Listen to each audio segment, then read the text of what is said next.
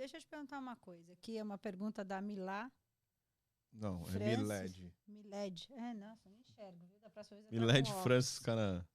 Ela tava... Ele. É ele? Oh, perdão, meu amigo, desculpa. É o pai da Carol. Ô, pai da Carol. Meu Deus do céu, acabou. Essa é a minha última vez, gente. Vocês me desculpem. Substitui aqui, ó. Substituição. Vamos fazer uma substituição? Eu não enxergo, entendeu? Você tá conseguindo a Carol ler aí? colocou aqui e eu tenho que ler. Você quer que eu fale da pergunta? Por favor, resumindo a pergunta do Miled. Aqui, essa pergunta, a primeira dele aqui. A primeira de cima, você quer falar? Primeira de cima aqui, ó. Como que é? O goleiro, eu acho que ele tem uma pressão um pouco maior do que um jogador de futebol. Ô, Miled, você me perdoa, tá? Tô até sem graça. Desculpa, viu, Carol? É que o nome é árabe. Agora eu tô entendendo. E eu acho que o goleiro ele tem uma pressão psicológica, né? Muito maior. Vocês têm algum tipo de trabalho? Vocês trabalham esse emocional? Porque quando você toma um gol... Não, tomar gol não é o problema. O problema é como é que você toma o gol, né? Se foi um gol que foi indefensável, se foi um gol que foi culpa sua, se foi frango, enfim. Mas hoje em dia nos clubes está tendo um trabalho importante, né, na parte de psicologia, né? Então todos os clubes hoje têm um psicólogo, né, no elenco. E isso é bacana porque você... Mas você teve? Não. É porque assim, né? Eu sou mais antigo, né?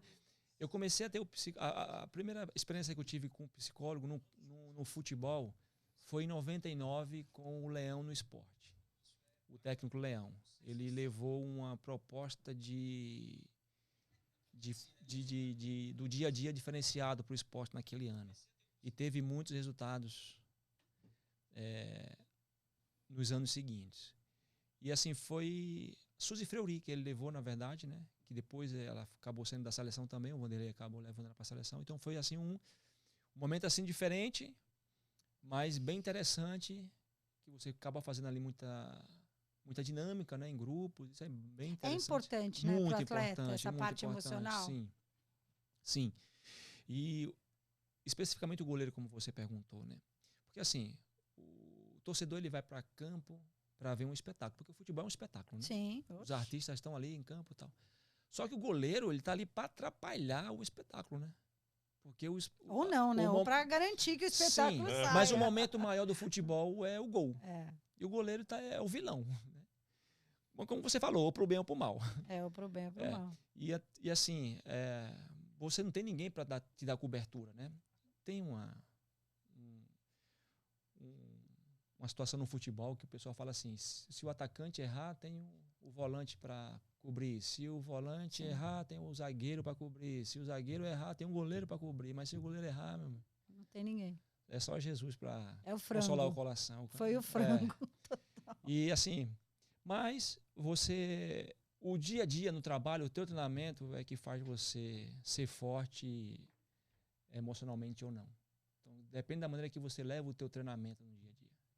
Então, se você leva o seu treinamento muito a sério, porque treinamento é sem responsabilidade, mas ali você está aprimorando, você está ensaiando para o jogo, né? Então, se você leva a sério aquilo ali, você vai levar a sério também para o jogo. E tem muitos jogadores que levam muito na brincadeira e chega no jogo também acaba brincando, acaba confundindo. Mas não é que confunde, é que ele não consegue virar a chave. Ele trabalhou a semana todinha brincando, aí chega no jogo, que é o dia dele, acaba brincando também inconscientemente, não é que ele quer. Sim. Mas ele acha que ali é uma brincadeira.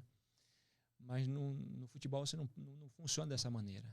Então, o treinamento é um jogo. E o jogo é uma guerra, né? Então, tem que ganhar. Tem que ganhar. É matando o leão, né? Eu não vou falar leão porque tem 2 times que eu joguei que o mascote é leão. Então, não vou falar matar o leão mas você tem que passar por cima do adversário. Você não pode ter pena, você não pode ter dó do seu adversário. A melhor maneira de você respeitar o seu adversário é jogando e fazendo gol. Mas já tá 7. Não interessa, meu amigo. Se eu chegar aqui e não fizer o 8, se eu ficar brincando, não estou te respeitando. Então eu vou fazer o 8, o 9 e o 10, porque essa é a maneira de te respeitar. Sim. Né? Então essa parte é importante, a parte psicológica hoje no futebol. Não só o físico. O físico é 80%. Sim. Você precisa do seu corpo descansado, bem alimentado, repousado, para no jogo, porque no jogo você dá tudo. No jogo você tem que dar tudo. 100%. Você não pode dar menos do que isso. Então, mas tem a parte psicológica também. Como você se prepara para aquele jogo, um dia antes, 2 dias antes, é muito importante. Antigamente vocês tinham esse suporte? Psicólogo, tudo? Como eu falei aqui, em 99 eu comecei a ter essa experiência com o psicólogo diretamente no elenco. Hoje em dia todos os clubes têm. Já tem já é funcionário do clube. Antigamente não, vinha fazia uma palestra, 1, 2 vezes no ano, acabava. Hoje não, hoje toda Mas semana. Hoje o goleiro tem alguém específico para ele ou não? Ele tem algum trabalho específico do emocional? Tem um treinador de goleiro, né? Não, eu estou dizendo na questão emocional, porque é diferente, né? Não, mas acaba sendo mesma coisa. É a mesma coisa. Mas você tem um treinador separado, exclusivo seu, né? Sim. É diferente do treinador o head coach, né? Que ele é o do elenco todo. Do time. Do time todo. Então, mas o preparador de goleiro ele tem o dele. Então ali, por isso que é importante esse treinador de goleiro já ter sido goleiro. Porque ele sabe o que ele passou, sabe o que é que envolve um jogo, uma partida, um vestiário, ele sabe tudo. Então ele começa a passar, principalmente para os jogadores novos, aquela experiência, entendeu? E assim, a gente tem é como se fosse um psicólogo. Porque ele acaba ali passando para você coisas que ele teve no passado, as experiências que ele teve, isso. Eu aprendi muito com um goleiro chamado Jefferson. Não o Jefferson do Botafogo, que hoje mora aqui, que é meu amigo, que eu joguei com ele no Cruzeiro, mas o Jefferson mais antigo, que jogou no Fluminense e eu joguei com ele no Sport. Eu aprendi muito com ele porque eu era terceiro goleiro do Sport e ele era o principal. E ele viu o potencial em mim. E ele investiu em mim. Então ele me dava luva, né, ele me dava chuteira. E ele me deu o mais importante, que foi conselhos. Então ele chegava assim, olha, antes do jogo, sobe, olha o vento, olha os refletores, vê qual é o lado do sol, se vai baixar, qual é a hora que ele está alto, que ele está baixo, para não te atrapalhar na tua visão. O refletor também vê o vento, o calibre da bola. Então são essas coisas pequenas que faz a diferença na tua carreira. Completamente. E fez diferença na minha carreira. Porque depois que ele começou a falar isso, nenhum jogo eu deixei de subir, olhar os refletores, que horas o sol ia baixar, para escolher qual o lado melhor. Né? Por isso que tem aqui, joga a moedinha e qual o lado que você prefere. Antes do jogo, o capitão pergunta ao goleiro, qual lado que você quer? Falou assim, eu quero o lado que o sol esteja mais alto, para não pegar o sol mais alto no segundo tempo. Né? Enfim. Refletor, vento, porque muda a trajetória da bola, né? Então esses conselhos pequenos eu acabei pegando e o Jefferson foi super importante na minha carreira. E hoje tem um psicólogo para falar não do futebol, mas do ser humano, né? Porque trata do ser humano. Porque o jogador de futebol também é um ser humano. Você não pode tratar ele só como um atleta, uma máquina. Ele é um ser humano. E hoje, com o advento da internet, então, né? Eu acho que a torcida se aproximou ainda mais do jogador, muito, de uma maneira até ou de carinho ou de agressividade, mas né? Então você precisa ter um pouco mais de equilíbrio emocional para você lidar com isso. Verdade. Né? E tem muito jogador que fica muito envolvido com as redes sociais. Isso é ruim, eu acho. Eu também acho. Né? Quer dizer, se você não se incomoda, né, com as críticas, ok. Se as críticas para você vai fazer você crescer, ótimo. Isso mas é difícil. Tem gente que se abala muito com as críticas, né? Antigamente, na minha época, as críticas vinham do jornal, né? Ou dos gritos, né? Dos gritos da torcida, que é o pior. Que a mãe do goleiro é a mais lembrada. Eu tava vendo outro dia uma entrevista do Edmundo falando, ele falou, cara, o que seria da gente se existisse rede social naquela época? Porque o Neymar apanha direto, né? Uhum. Eu acho que é o cara que mais apanha hoje na internet, também pela postura dele. Mas é uma escolha, né? É uma escolha. Mas assim, a situação do Neymar, não podemos esquecer, porque ele é um jovem, muito bem sucedido, e uma carreira de sucesso. E tem gente que não conseguiu isso, né? Então, são os frustrados, né? O que eles fazem? Eles não têm a hombridade de elogiar, eles vão na crítica, né? Sim. Mas muitas vezes não é aquilo que o jogador passa, mas ele tem o poder do microfone, da caneta, ele escreve o que quiser, ele fala o que quiser, e muitas vezes o jogador não tem a oportunidade de se defender. E muitas vezes ele não quer, porque para ele não interessa, e o Neymar é um deles. Mas assim, tem muito isso também. O Neymar, ele fala uma coisa que é interessante. E isso vem de sempre no futebol. Me cobra dentro de campo. Se dentro de campo eu não estiver rendendo, ok. As críticas vão ter que vir, eu tenho que aceitar isso. Se a minha vida extra-campo está atrapalhando a minha vida dentro de campo, também. Você pode me criticar e pode me cobrar.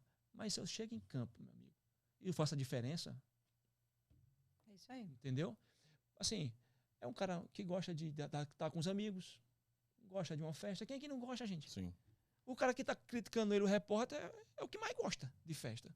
Mas só que não tem a condição, não tem a bala que o Neymar tem de fazer uma festa, né, tamporosa, como diz lá no Nordeste, né? Então, assim, aí muitas ele vezes tem que dar resultado cara, dentro de campo, dentro de né? campo. Fora de campo, Exato. ninguém tem muito a ver com a vida Exato, dele, exato. né? Ele faz o que quiser. Exato. Aconteceu agora uma situação chata no Brasil, onde a torcida organizada foi cobrar ao treinador no aeroporto, o treinador do Vasco, né, lá no Rio, no aeroporto. Ali no lugar de trabalho. O treinamento é um lugar de trabalho, concentração é um lugar de trabalho, o aeroporto é um lugar de trabalho. Então, assim, totalmente errado uma torcida organizada e cobrar o profissional na saída do ônibus de uma maneira covarde, porque você tem 10 pessoas, né, fortes contra um, e começar a exigir coisas, ameaçando, né? E o cara, educadamente, o treinador, começou a conversar com o pessoal, deu atenção ao pessoal, explicou a situação. Isso é totalmente errado. Você tem que cobrar no jogo, porque no jogo você está pagando. Eu estou pagando, então eu vou cobrar. Né? Então, assim, você cobrar o atleta, o elenco, no dia a dia, totalmente errado. Mas acontece porque eles acham que vai dar resultado. Acham que o jogador no próximo jogo vai entrar pressionado. E isso não acontece. O jogador não vai por isso. O jogador ele já tem uma pressão natural. O jogador ele quer ganhar. Ninguém quer ser perdido, ninguém quer perder, gente. Não é o Rafael joga bola aqui toda segunda-feira, uma peladinha ali no R9. Ele quer perder? Não. Se perder, tem situação. Ele vai bem? Às vezes, né? É só no pôquer. Ô Bosco, na época do São Paulo Independente... Bom jogador. É bom jogador?